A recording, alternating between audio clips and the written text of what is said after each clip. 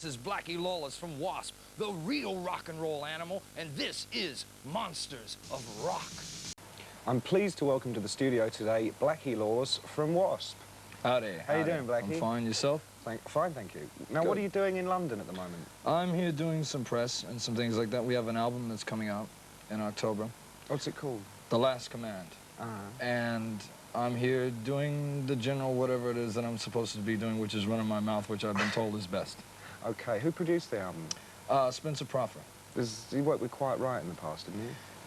Yeah, he has, and he's done some other things as well. The thing about Spencer that I really liked was when we sat down and talked, the difference between this album and the last album is I wanted to be a little more elaborate with the vocals and be quite a bit more imaginative. And some of the things that he had played me in the past that he had done before was very, very interesting. This doesn't sound at all like Quiet Riot. As a matter of fact, this sounds like about the closest thing I could relate it to would be Pink Floyd meets W.A.S.P. Really? You're not going really meaningful on this, are you, Blackie? No, this record sounds like the first one, only more elaborate. In other words, we haven't strayed away a lot. I just would like to think we've used quite a bit more imagination. Because one of the problems with the genre right now as it exists is I think too many people have put on blinders and not really taken them off enough to see what's available. I mean, I'm using a sitar on this album. You're using a sitar? Oh, yeah. There's a lot of strange instruments on this album. You'll not hear them. This isn't your Sgt. Pepper, is it? No. It's not designed to be anything where you understand these instruments. You'll not quite hear them, but you'll feel them. Right. And they create depth to the instruments. In other words, what we've done is fuse these together with the guitars. So it still sounds like heavy rock, but it sounds strange in a different way, and you're not quite sure. I think probably the first couple of times people hear this, they might not be sure if they like it or not. But I would rather have it be like that as opposed to a record that you like immediately and it wears on you quickly, as opposed to something that might take a few listens that stays with you for 10 years. 5 years from now, you'll listen to this record and you'll hear things that you never heard on it before, I guarantee you. Blackie, I've always wanted to know, what does W.A.S.P mean? W-A.S.P.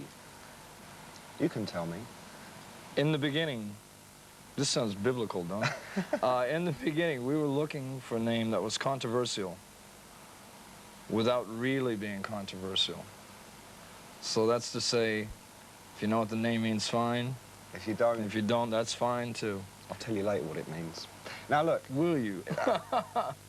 I know when your Animals single came out, it got banned. Then you came over and you toured and you went through Europe like a dose of salts. You got banned everywhere. Sweden, Finland... You know... we spent $130,000 on that show last year. You spend all this money on a show, you try to do something really nice for people, and what do? They turn around and dump all over you. I mean, you can't... Yeah, I don't know what happened. We did this single, and I'll never forget, Chris Holmes, the guitarist in the band, came up to me one day and he said, he'd heard that the single had been banned here, and he goes, "What's the big deal?" You know, I go, "I don't know, I can't understand." You know, some people can't take a joke, I guess. But, I suppose a lot of vegetarians in Europe, are there? Well, I would say one thing about this single, that about 3 months ago, it became the leading import single of all time. Yeah.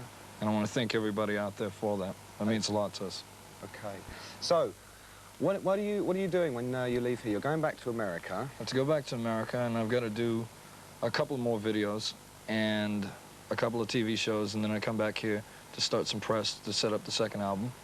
And probably get a better vibe at that time whether we're going to be coming back to Europe or not. You think they'll let you back? That seems to be the $64 question at this point, because... I mean, didn't they start messing you around with visas and stuff like that? Well, it wasn't just that. There's a wonderful Mecca organization around here that was making us sign things before we'd go on stage as to what we would and wouldn't do. And so that didn't sit quite well with us. And then when we got to Europe, they didn't say anything before we played because I don't think they were quite sure what they were going to get. And then after we played, they lost their minds over there, you know, and it's like, you know, you'd have thought we were the devil themselves. So I think we're going to have a little problem getting back in. If we can get visas into Northern Europe, we'll come back this year.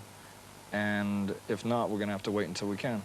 Tell me about W.A.S.P. Tell me what happens when you go on stage. You have a lot of freaks come to your show? I mean... When I found that the biggest difference between Europe and America is that in America it's very much of a real party atmosphere. It seems in Europe and England as well that the kids here take it a lot more seriously. It's very much of a life and death situation, which is good. I mean, if you're living a lifestyle, you should be proud of what you believe in. And but the problem with what we do is this thing was designed to get people excited, and it does just that a lot of times. And I remember once when we were in Finland last year, we do this song "Animal" that we were talking about earlier, and I do this little rap at the beginning of it. I said, "How many of you out there bleep like a beast?" You know, and they all cheer and everything. And I says, "Well, if you bleep like a beast, you must be an animal." Well, when I say the word animal, Chris Holmes is supposed to go into the song. I said animal, and I heard nothing except the roar of the crowd, and I looked over, and man, he's out. Like, he's like a cold mackerel on the stage. Some kid had thrown up a piece of meat about the size of a football. It was a rump roast, is what it was. And it hit him in the head and knocked him out cold as a stone. And the roadies were getting him up under the arm, trying to revive him, and things like that. And finally, he came around. And things like that. I mean, How do you feel when people start throwing meat at you? We got, when we were in Canada last year, we got a moose leg thrown up on stage. And I guess there's an abundance... Recently severed? Right, yes. And I guess there's an abundance of moose up there, but there are plenty to go around. And somewhere in Canada, there's a three-legged moose running around. Tell me, have you got any vegetarians in the band? Oddly enough, a couple of us went for over a year without eating meat. Making up for it now, though. Well, that's true, you know. Well, I could tell you some stories about that, but I won't. This thing was designed, like I said, to get people excited. It's a catharsis that's created on stage, and when you do that, in the old days, we were doing a thing called psychodrama, which I've since been told is psychotic people doing drama. But it worked very, very well, and sometimes to the point where it got very frightening. And that show initially, which from the clip that you saw there, was actually done at the Lyceum here when we played last year, which is available on video cassette now, I might add. And commercial freight. There you go. Well, you know, I gotta buy this meat somehow, right? It was just designed, like I said, to be played to 3,000 to 4,000 seat people. The show's changed a little bit now. Bigger? Because, well, we're playing bigger places, and in America we're doing 15,000 to 20,000 seat houses. So as the venues become larger, the show has to get bigger to go along with it. That saw you use on this, I mean, have you ever had any accidents with that? It As a matter lethal. of fact, when we played the Lyceum here last year, we played St. Albans about 2 days later, and it broke on me on stage. And I'm not wearing anything on up underneath it. And it was pretty strange because people from the back of the hall said, "Look, God, he is Jewish. Look at that." Well, I made me proud. So when can we see you again? When are you coming back? Do you know yet? I'll know more when I come back. I'll be back here in about a month. And hopefully we can get our situation straightened out. I'm going to Sweden and to Finland and things like that. Oddly enough, we've outsold... Be warned. Well, I'm going there just to do press, you know. But, or at least this time, anyway. We outsold in Finland every other artist this year. Tina Turner, David Bowie, things like that, and yet they won't let us in the country. And I find that odd. So I'm going to go there and do my Henry Kissinger impersonation this time, see what I can do. You know. All right. Maybe I can get some good results. Well, thanks for coming in the studio, It's been Blackie. a pleasure. This is Blackie Lawless. He doesn't bite. He's quite all right, really. Do let him back Finland.